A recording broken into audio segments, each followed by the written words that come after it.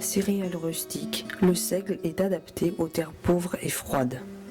Grâce à ses multiples qualités, le seigle accompagne l'homme de bien des façons. Les grains sont utilisés pour l'alimentation des bêtes et des hommes. La paille, indispensable au chaumier pour faire les toits, sert aussi pour le rempaillage des chaises. Elle permet de conserver ou de faire mûrir. Elle est aussi utilisée pour flamber le cochon.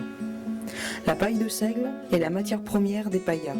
Depuis bien longtemps, Joseph Voldoir la calibre, la pique et la coud. Ainsi, il forme un escargot jusqu'à obtenir une corbeille, un plateau ou une ruche. Je m'appelle Joseph Voldoir, j'habite le Périer de Valsivière.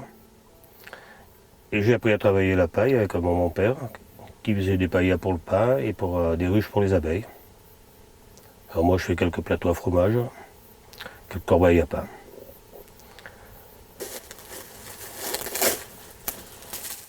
C'est de la paille de seigle qu'on utilise? C'est du seigle de printemps. Pourquoi de printemps? Parce que la paille est moins grosse. C'est du seigle qui se met au printemps. C'est pas du seigle d'hiver. Et la paille est plus flexible, plus facile à travailler. Voilà, alors là je vais faire une corbeille ovale, comme celle-ci. Voilà, maintenant j'ai préparé le rotin. Et tout. Alors c'est là le plus délicat, c'est pour commencer.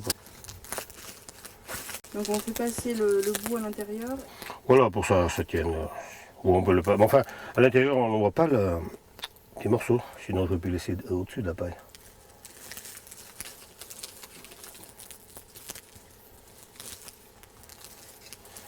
Alors suivant la dimension là, que je vais faire, bon, je vais mettre environ de 12 à 14 cm pour faire à peu près le même. Alors voilà, maintenant c'est la dimension, là, je vais tourner dans l'autre sens. Alors maintenant, bon, je passe par-dessous là. Le rotin, ce qu'on s'appelle l'éclisse. C'est un mot patois? Non, maintenant c'est la fiasson. C'est une activité que vous faisiez plutôt l'hiver, non? Ah oui, uniquement l'hiver. Au coin du feu, les veillées.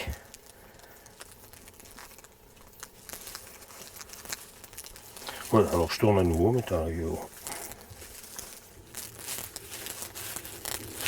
Il faut bien serrer quand même. Hein. Il faut serrer. Alors pour les doigts, c'est très pénible. Alors maintenant, je vais mettre le calibreur pour tenir la paille. Là, du côté.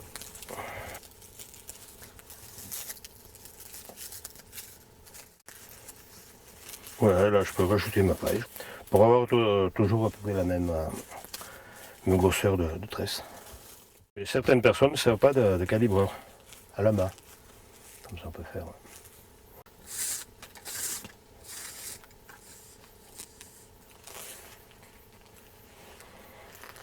Je plie la paille en dessous pour ne pas voir le. Alors je passe au même endroit que. Il y a beaucoup de gens avant qui en faisaient ici des paillas?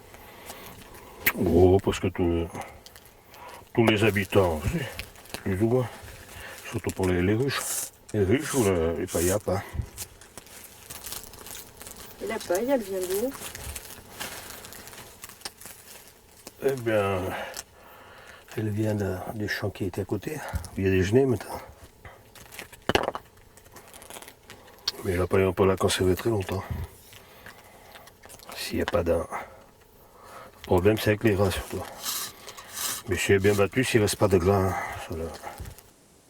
Mais c'était surtout pour les temps chaumes.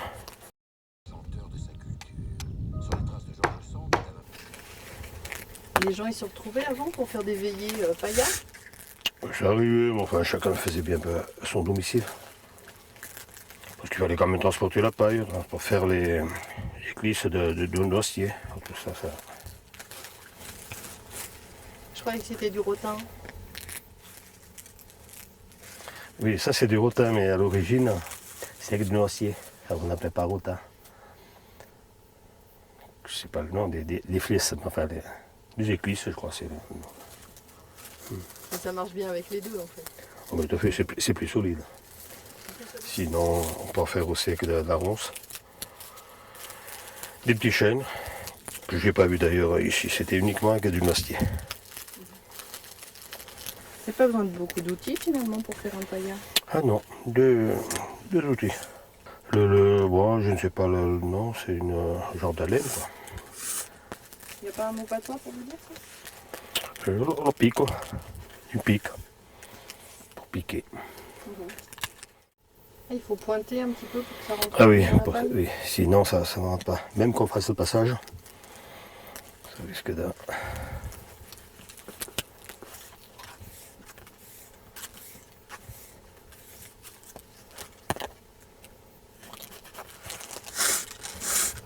Alors bien faire pour ne pas torsader la...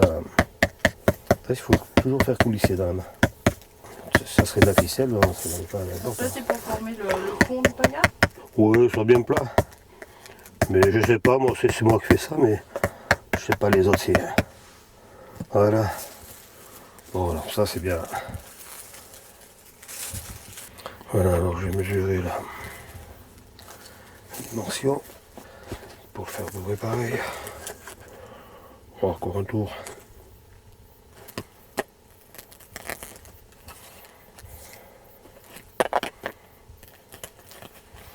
Puis on pourrait aller plus vite, mais seulement plus ça à se passer, moins ça ferme la paille. Oh, puis j'aime bien le fait qu'il soit très rigide. Voilà, ça atteint, je vais couper tout à l'heure. Je laisse quelques centimètres que j'ai plié en dessous. Voilà. Comme ça se voit pas et puis ça parce que si je le laisse, quand je tire, il n'y a rien qui le bloque. Je pourrais le laisser dessus, mais seulement il se voit, alors je le passe à l'intérieur.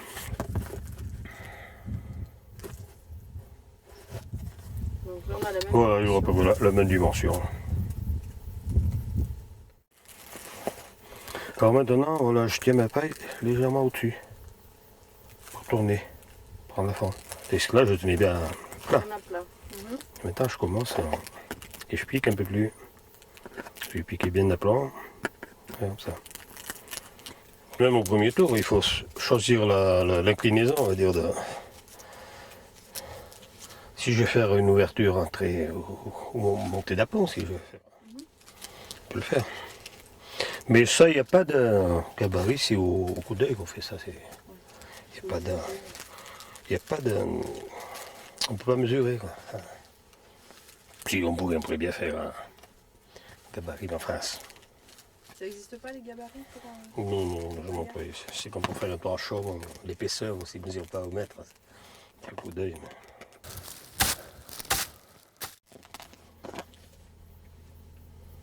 C'est en bonne voie. Ça ressemble moins peut-être les autres.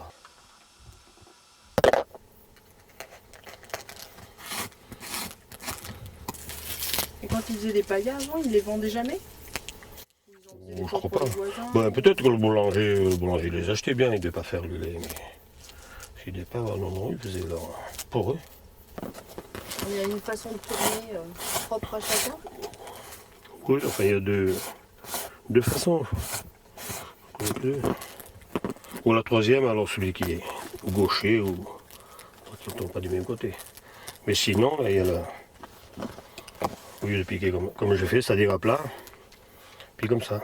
On pique de Tombe l'extérieur. comme ça, au lieu de haut là. L'escargot c'est dans l'autre sens. Et c'est plus facile dans ce sens-là? Oh, oui, parce que je ne sais pas le faire dans l'autre sens. Oh, peut-être que je m'apprendrai. Mais ça m'embêterait bien, je pense. C'est quand on est habitué. Faudrait que j'essaie, ça serait une très bonne. C'est une bonne école, ça. Alors il y a le rotin plat, le rotin comme celui-là c'est du demi-plat. Et le rond, comme dans les paniers qui est tout rond. Donc il y a le jonc aussi qui se travaille de la même façon que la paille. Oui, j'en ai fait un pour voir ce que ça a donné. Enfin. Puis j'aime autant la paille, ça fait aussi beau quand même. Donc pour ça, toi. Les gens en peuvent surtout pour entailler les chaises. Il est plus solide aussi, les gens. Mais c'est du jonc encore parce qu'il doit y avoir du jonc qui est plat. Parce qu'il y a du jonc qui ils font des toits aussi en franchement avec du jonc.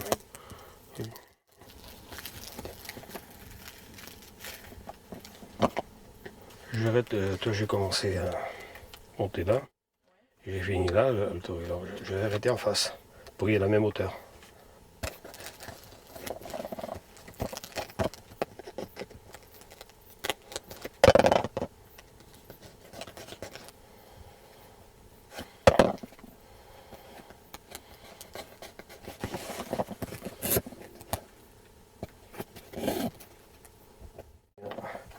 Ah bah, on va couper.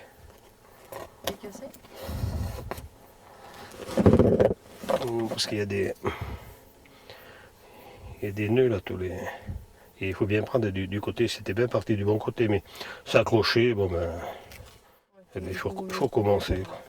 C'est-à-dire si j'ai un peu de moins tiré, j'aurais peut-être pu sauter du bout, mais ça aurait été au milieu, j'aurais bien conservé.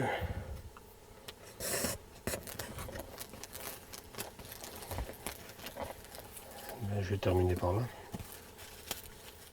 Alors là, s'il y a trop de paille, il faut en couper ou en rajouter à l'arrivée. Pour que ça tombe à peu près. Quoique ça serait pas mal. Enfin, moi j'aime bien parce qu'on ne voit pas, là, c'est la même hauteur. Pour le poser à plat sur une table, là, ça sera, il n'y a pas de. On voit bien d'ailleurs où ça s'arrête là. Après, là. Alors c'est là que je vais mesurer sur voir ce que ça donne.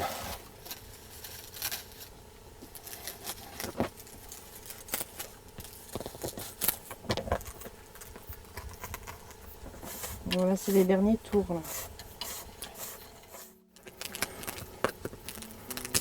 C'est une activité que vous aimez bien, faire des paillas? Oui, c'est pas mal. On fait très peu parce que c'est pénible pour les mains. Pour le avec les doigts après.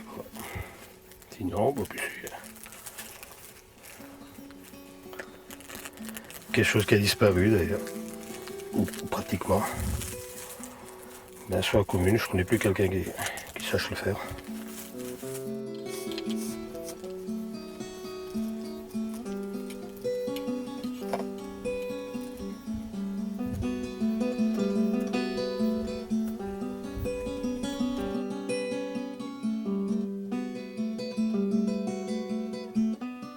Réaliser cette corbeille ne demande que quelques brins de paille, du rotin et une pique. Mais comme souvent, c'est le savoir-faire le plus important.